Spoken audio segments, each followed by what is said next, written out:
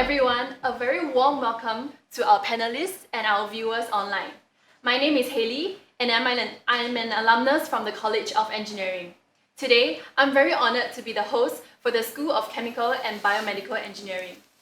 This year's NTU Open House is the first of its kind, so I would like to give a huge shout out to our IT teams for making this experience possible, and I would like to thank all the viewers for joining us on Facebook and Instagram. Today's session is an opportunity for the school and our prospective students to address some specific queries. Live streaming is available on Facebook and Instagram. If you have questions that were not previously submitted, you can continue to do so via Slido using the hashtag AskSCBE. That is hashtag AskSCBE, or on the Facebook and Instagram live streaming comment function. This is an important conversation that will change the minds of many.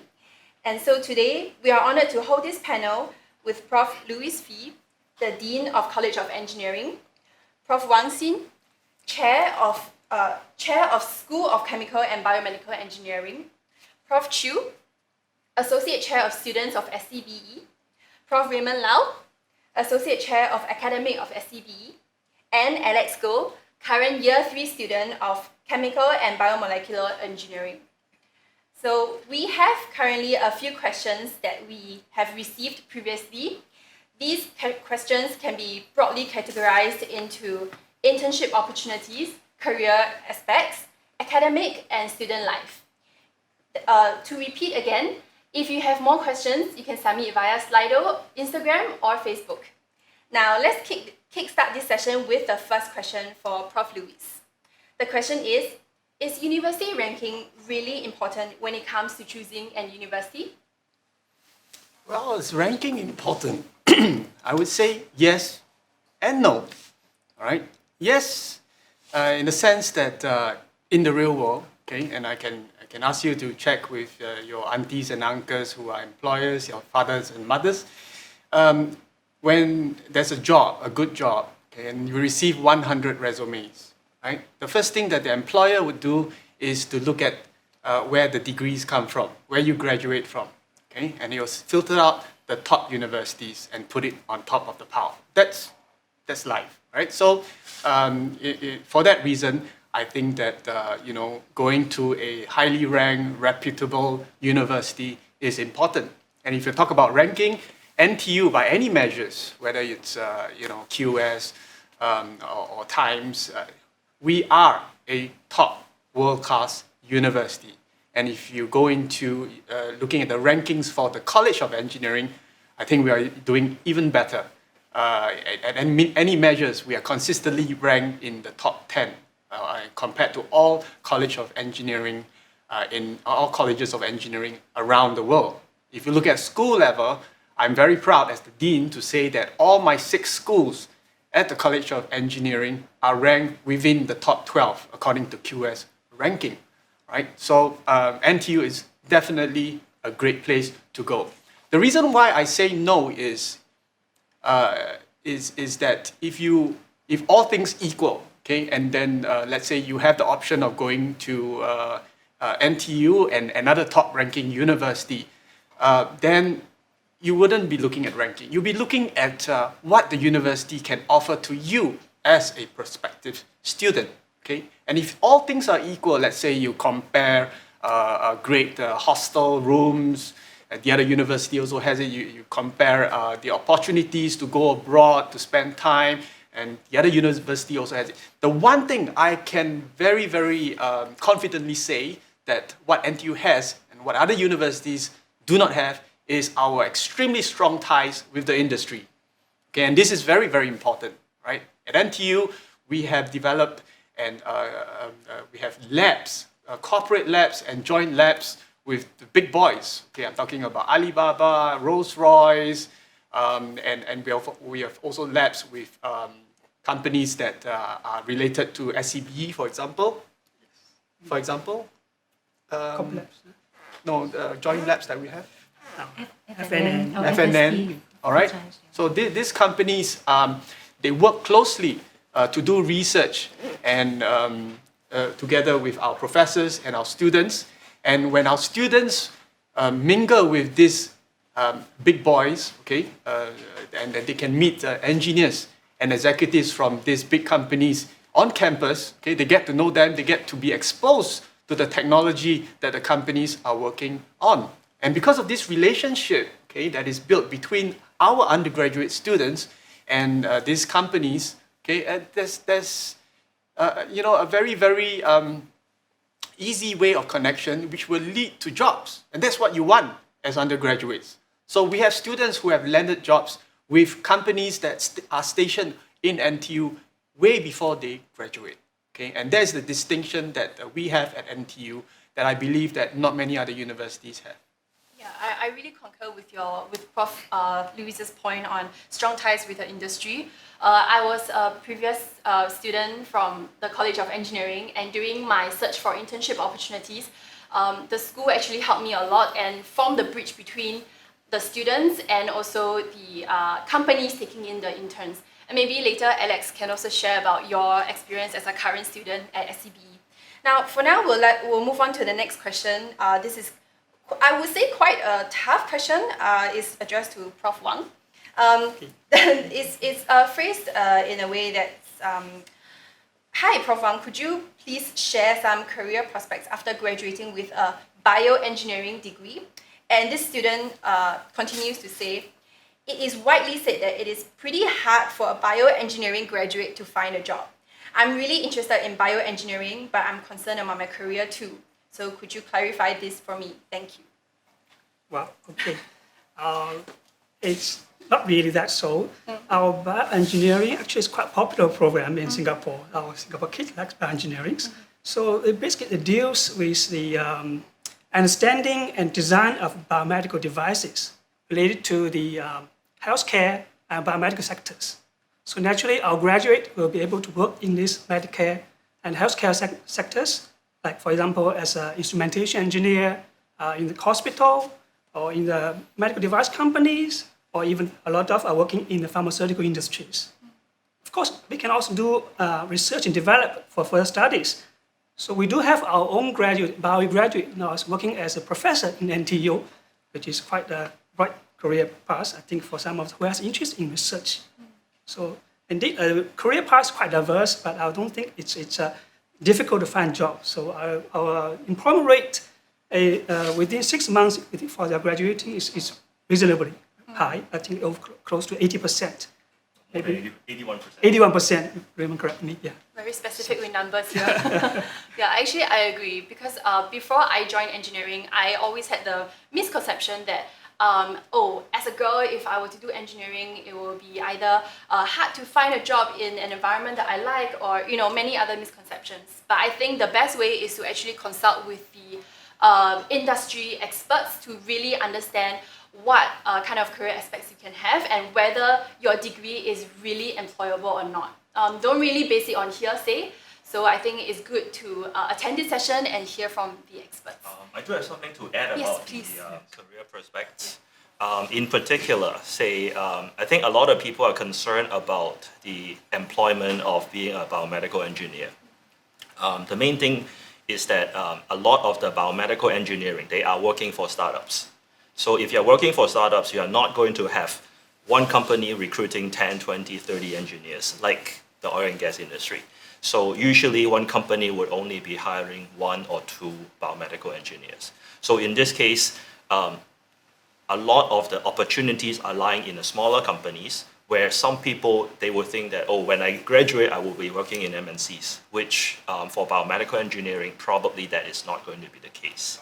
And another thing to add is that when you do biomedical engineering, it doesn't mean that you have to work with biomedical engineering in the end. So what we are training is essentially the engineering fundamentals. And what you learn about fluid flows, what you learn about instrumentations, what you learn about biomaterials, you can actually use it in other categories. So not just biomedical applications. So it's up to the students to explore what are the different fields that they can apply these knowledge to. Actually, following on this topic, the following question is quite relevant. It is, can bioengineering students become doctors? Yeah, Okay. This is addressed to the professors from SCBE. Whichever one of you. Bioengineering, we lay the foundation for everything related to bio, to the medical, to the health industries. So we do have students that go on to pursue graduate medical degrees. We do have quite a handful every year. And I mean, you can see some of our projects here that we train our students to we have a urine characterization device designed in class within a semester. And we also have a blood pressure measurement device. These are all designed by students within the semester. It's a semester-long design project. So we do train our students well if they want to pursue a medical career later on. We do definitely lay the foundation for them to do that. And so if they want to become doctors, they will have to go. They have to continue their studies after their undergraduate program. Yes, yeah.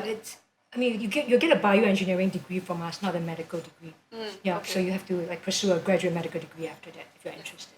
But it is possible. It is definitely possible. We do have students doing that. Yeah. So we have been focusing a lot on bioengineering, and now we can move on to talk about chemical engineering. The following question is quite broad. It is, what are the career prospects for chemical engineers? Perhaps Prof. Wang? Maybe you can start with something first. Yeah. I think chemical engineering, its job prospects are very diverse.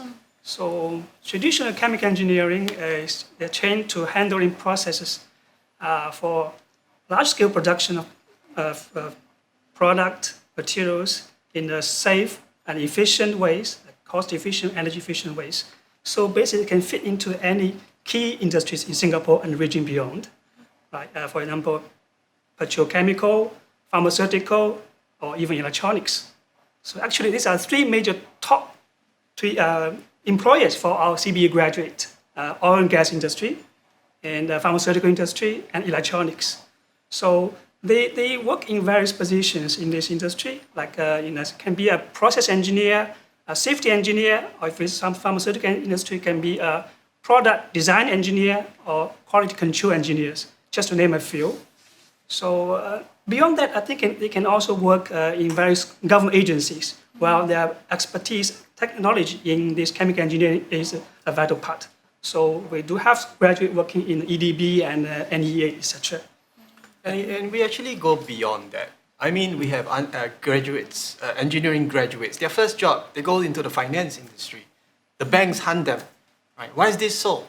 Because all our programs in the College of Engineering, including those in SCBE, okay, we train students, most importantly, to be analytical in their thinking, right? So I must admit, it's not going to be an easy course. There will be projects after projects, deadlines after deadlines, and all these are problem-solving skills that we want to impart to the students, okay? And this is extremely useful, and the industry recognizes this, right? So they want our students, well, of course, because of their knowledge in that particular domain, but also because of their analytical and problem-solving skills. Okay? And that's why industries that are entirely not related to engineering, they take in our students with no prior experience in that particular industry. Okay? So having an engineering degree, okay, whatever course we're talking about, is very valuable because the industry recognizes this capability that we instill in our engineers. Yes. Indeed, yes, this engineering way of thinking, computational thinking, is important to our graduate. So I recall last year we have our first batch of graduate from CBEs. I do see many of them are now working as technical consultant in companies like McKinsey's, or they are doing their own business. So move away from the engineer, but start with engineering trainings. So this engineering thinking is critical for the foundation of a career. Yeah. I see. Well, I have one more question following that. What is the difference between chemistry and chemical engineering? Well, Yeah. Okay, let me address that because I do answer that quite often. So I guess to start, chemical engineering does not have a lot to do with chemistry. So it's a common misconception because we have the name chemical in it. So since we talk about the oil and gas industry, so a lot of it actually it's about processes, or even pharmaceutical industries. We are talking about processes. So chemical engineers are dealing with processes to make products that are sellable, marketable. I'll give an example. Let's say water. if you see water that has particles in it, you probably don't want to drink it. So we need to purify it in a way that when you look at it, it's pure enough that you are happy to drink. Drugs, for another example, a lot of side effects from the drugs is not coming from the drug itself, but actually is coming from the impurities. So pharmaceutical companies take really strong emphasis on purification processes. And all these are essentially in the curriculum of chemical engineering. So separations, of course, we are talking about separations between gas, liquid, and solids. So in that case, there would be not so much chemistry in it. Chemistry, on the other hand, so even, let's say, when we talk about a drug development, so chemists would be the one who can formulate and develop the drug itself, but it would be the chemical engineers who will be manufacturing this drug in a much larger scale that can help the pharmaceutical companies to essentially generate profits. Thank you. Now we have a more generic question that's open to the floor. It is job security is one of the biggest concerns these days due to volatile market conditions.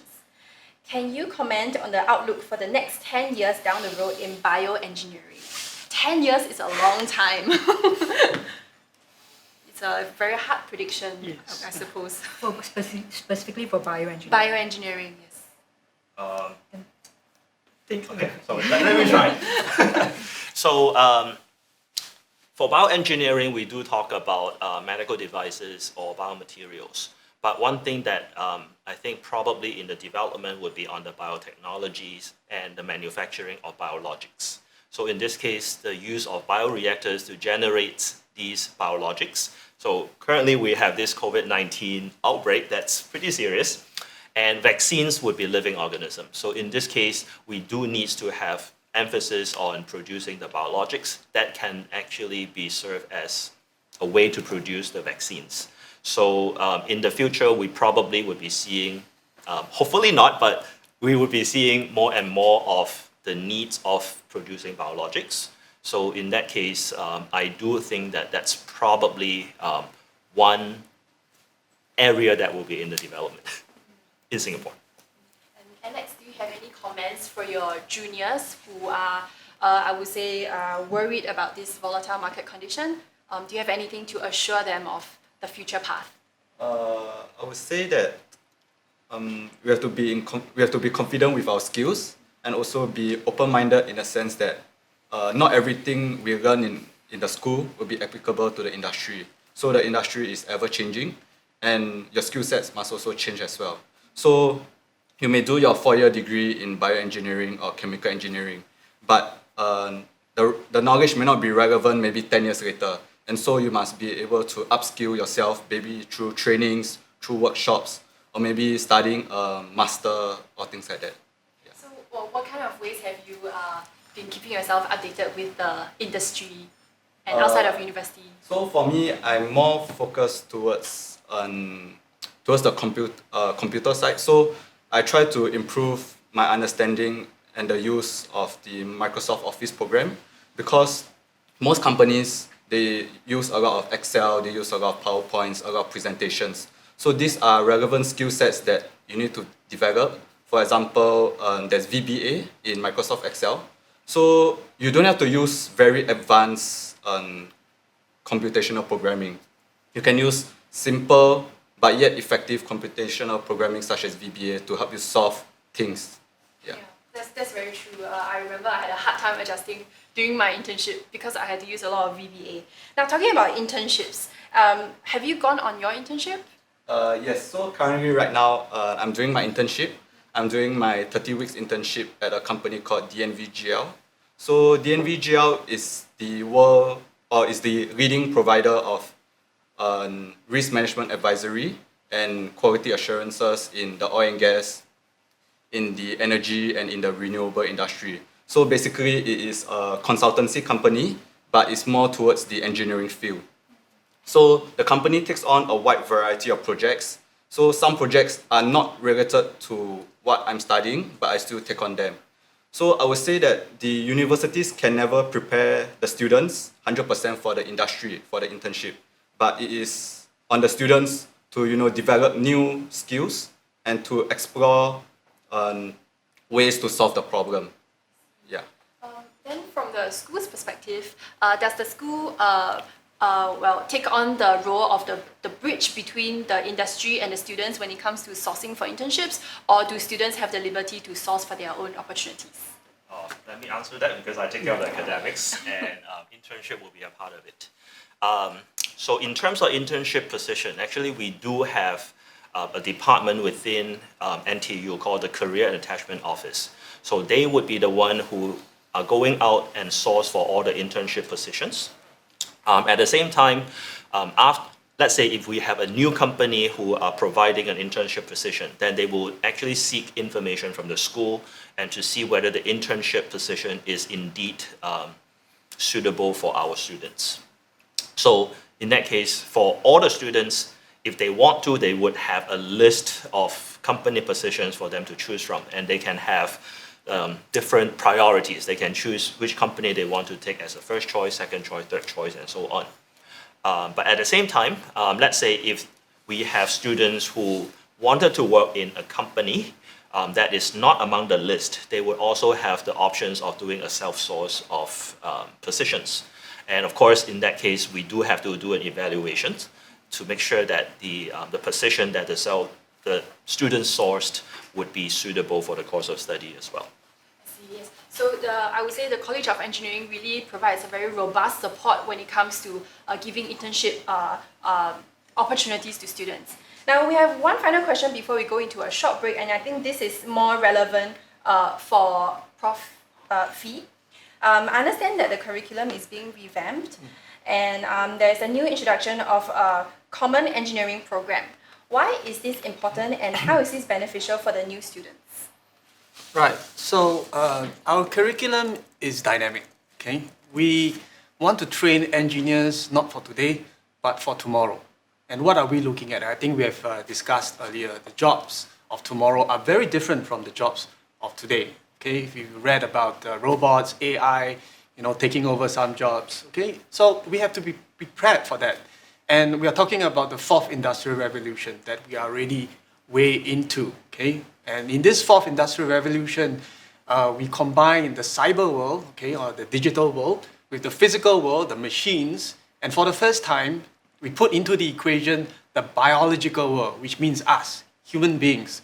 So going forward, everything is very human-centric, but with a lot on technology, weighing in on technology, okay? And the basis of it, I think, okay, at least for the next 5 to 10 years, would be data. Okay, our graduates need to understand data. Our graduates need to understand computer science. They need to be digital literate, okay, so to speak. They need to understand how we can use data, not only for engineering, but apply it to other disciplines as well. All right, some say that data is the new oil, which I totally agree. So even for schools like SCBE, okay, you talk about chemical, you talk about biomedical stuff, right? This is still important, okay? So we want all our students, okay, in their first year to be exposed to data analytics, okay? How to use data, okay? To be exposed to AI. But more than that, okay, we want our year one students to go beyond, okay, to learn a little bit of economics, business, marketing, arts, humanities, and all these different subjects. Because what I believe very, very strongly is that the employee of the future, okay, the engineer of the future must have a very, very wide breadth of knowledge, of an assortment of very, very different disciplines. But at the same time, the person must go deep into the field of the choice of engineering, okay? So it's a T. That is what is required moving forward. And that is training that we want at NTU to give to you, students. Thank you, Prof. Lee, and thank you, panelists, for the sharing. We will now go into a short break of 5 minutes. In the meantime, if you'd like to find out more about the student life at SCBE, head to Facebook and watch a short video. We'll see you very soon. Bye! Hi, my name is Delphina, and I'm currently a Year 3 Chemical Engineering student, and I'm the president of SCBE Club. Before you start your first semester in SCBE, we will help you familiarize yourself with your batchmates and with the school through Nueve, which is our orientation program. So through this program, we hope that you can form a close-knit batch of friends that you can go to school with during your time in SCBE. Life in SCBE throughout the semester is not actually just about studying. So we also have other events that our students can participate in. For example, at the end of every semester, we have an exam welfare day where we help the students unwind and take a break from their intense studying period. So during the welfare day, we give them things like snacks and stationeries that they can use during their exam prep. And we also have games and lucky draw and stuff like that. Other than the exam welfare day, we also have a variety of other events. So for example, we have the night cycling, we have the SCBE board games night, we have the SCBE esports challenge, and we also have things like trivia night as well. So these events are scattered throughout the semester so that you won't be bored in school and you have events that you can participate with your friends. We think that the orientation program is one of the most important events in uni because when you come to uni, you don't really know anyone and you don't know the school well as well. And these are the people that you're going to spend entire 4 years with. So it's very important that you know these people well. So through orientation, you can make friends that you can go to classes with, so that's really important. We have these events throughout the semester so that you can not only bond with your existing friends, but you can also make new friends.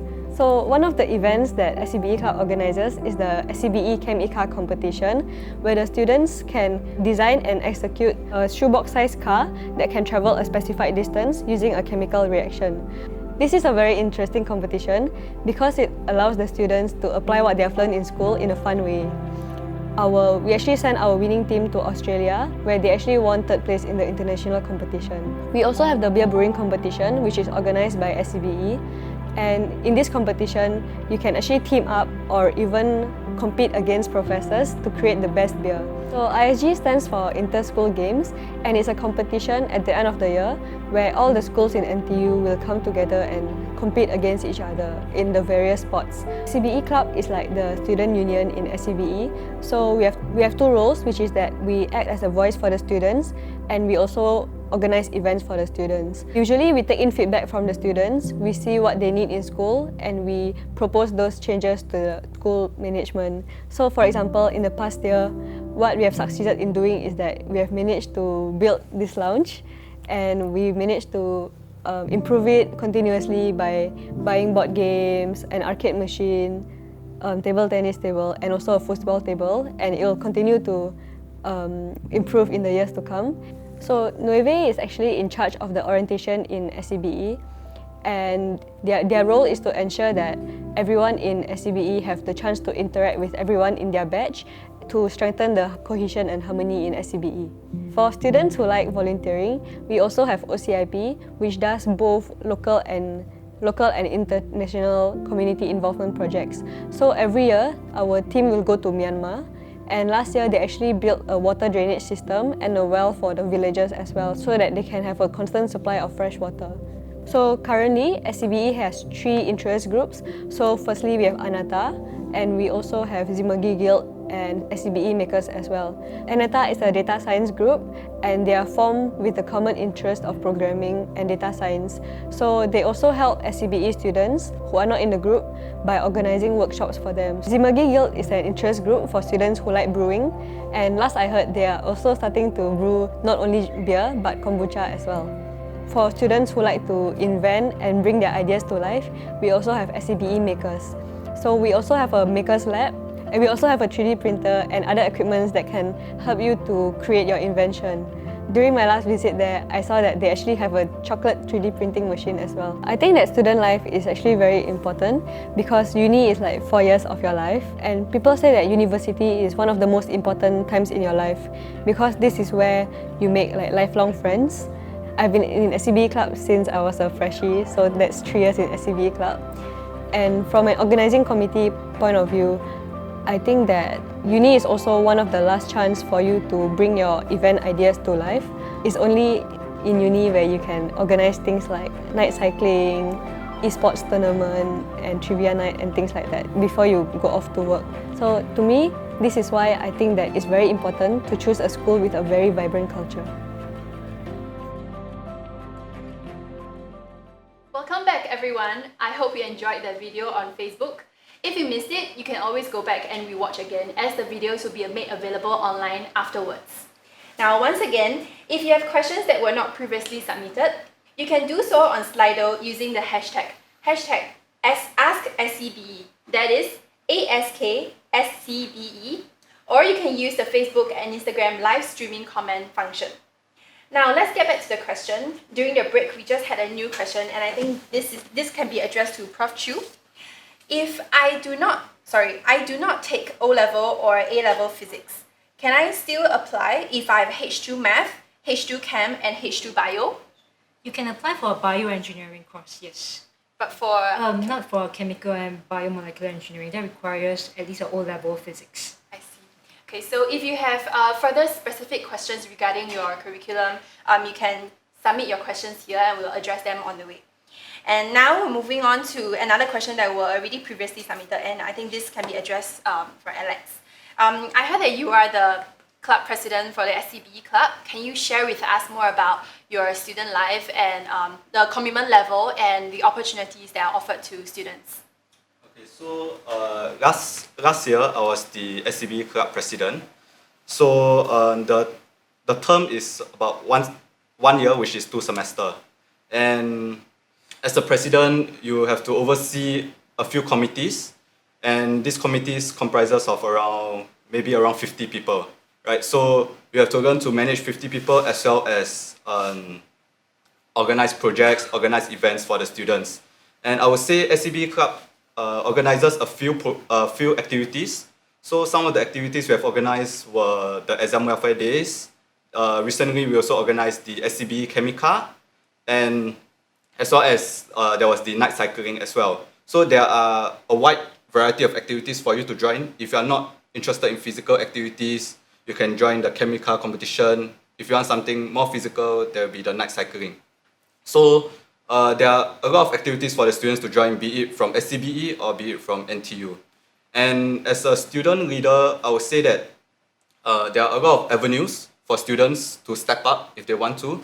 They can step up as a student club committee member, or they can step up as a committee member in NTU society or clubs.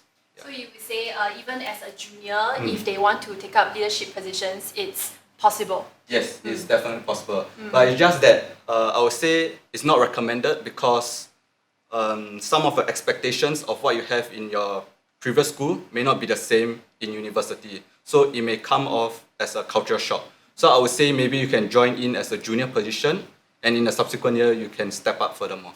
That's really good advice. And I would suggest to all the viewers, especially prospective students, to continue joining clubs and taking up leadership positions, because it will help with your resume and also help you, I would say, know more friends in school. Yeah. And it always helps, especially with tutorial answers and discussions.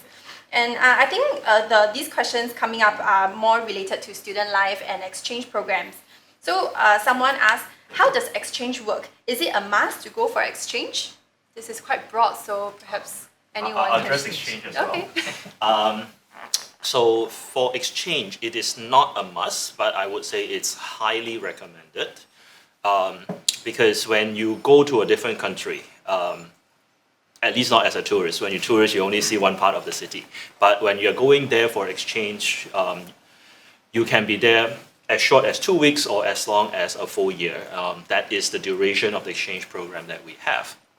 And while you are there for this extended period of time, you'll be able to see something that you would not be able to see as a tourist. And you also learn to live independently, which I would say that is one of the best things you can learn during the exchange program. So in terms of exchange, I would also say that it is not just going to a different place and clear the difficult modules. So NTU actually has more than 200 partner universities all over the world. And each university definitely will have some field that are strong at, So in that case, during the exchange, actually it would be more recommended to go to these partner universities and take courses that they are strong at, something that probably NTU does not even offer. So one example I'd like to give is nuclear engineering. So NTU does not have nuclear engineering, but it's still something that could be relevant to engineering studies, or it can be of interest of a particular student. So we do allow students to even clear these kind of courses. We provide flexibilities on a certain courses students can clear overseas. So in that case, they can go to, let's say, UC Berkeley. They are very strong in nuclear engineering studies, nuclear safety. So in that case, they can go there and clear these courses that NTU does not offer.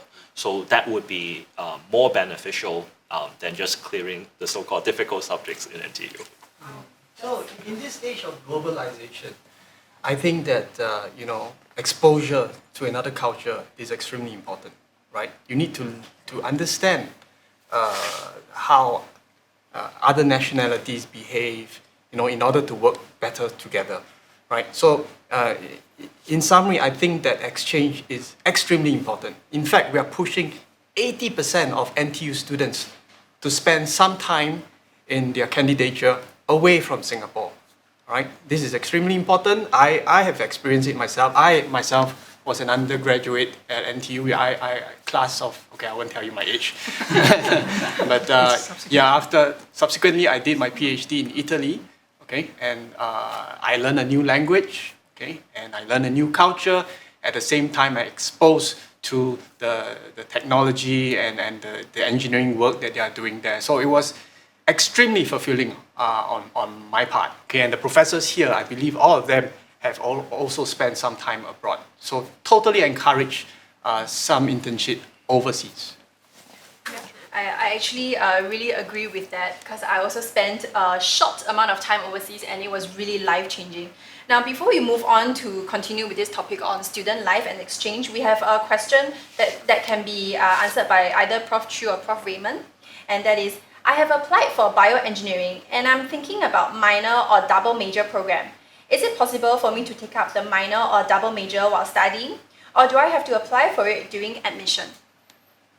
It's quite specific. Okay, I'll answer that. Okay, so it's different. So we actually do not have double major. We have a second major. So for second major program, it is only accepted during the admission period. So let's say if you are interested in a second major program, do apply at the point of your applications. Minor, on the other hand, it is something that you applied for by the time you graduate. So as long as you have fulfilled the minor requirement, the very last semester before you graduate, you just have to apply for it and you can get a minor. So in that case, minor you can decide at a later on, but second major do decide at this point. And speaking of admissions and going into university, one question that's very interesting, and I think Alex can take, it is, how do I transit into the university from either JC or Poly? I would say that for the new applicants or the freshies, right? I would say that the JC and the Poly are very different from the university.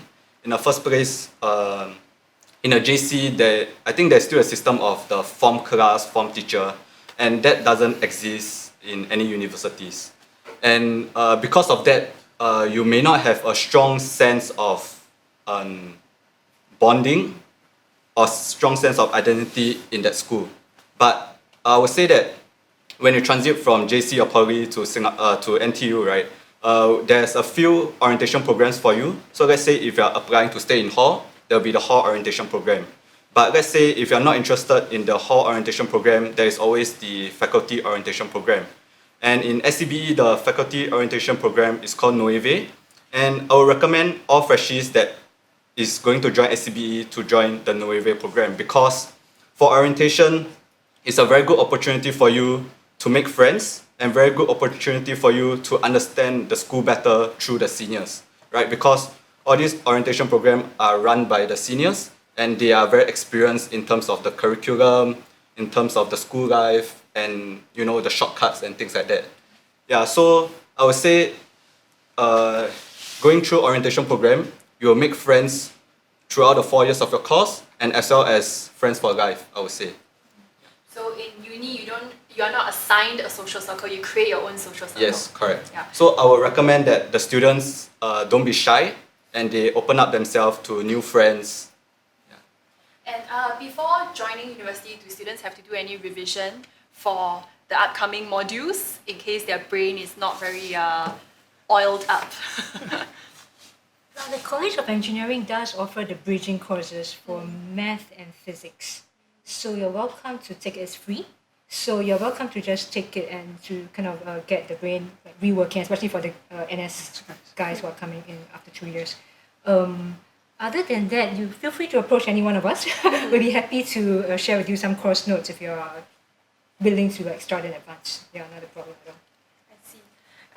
I remember my first semester, I was really struggling because I came from junior college, and even that 9-month break was very hard for me.